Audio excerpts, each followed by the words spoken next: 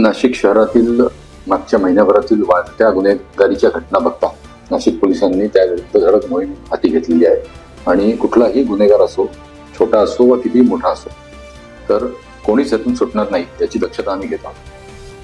आम्ही वेगवेगळ्या प्रकारच्या मोहीम हातात घेतलेल्या आहेत. ते टवाळखोर मोहीम असेल किंवा ज्या ठिकाणी अवैध मद्य विक्री होते ती टपऱ्या पाडणं असेल किंवा प्रिव्हेंटिव्ह ऍक्शन्स घेणं, जे रेकॉर्डवरचे गुन्हेगार असतील, गँगस्टर्स असतील किंवा जे मोठे काही गुन्हेगार आहेत ज्यांनी मागच्या काही फायरिंगच्या इन्सिडेंट्समध्ये त्यांची नावं निष्पन्न झालेली आहेत, तर त्या सगळ्यांच्या मागे आम्ही लागलेलो आहे. त्यातील अनेक जणांवर कारवाई केलेली आहे आणि एक पोलिसांबद्दल विश्वास निर्माण होईल अशा प्रकारचा एक मेसेज आपल्या मार्फतीने, माध्यमांच्या मार्फतीने जनतेकडे जावा ही नाशिक पोलिसांची आपल्याला विनंती आहे.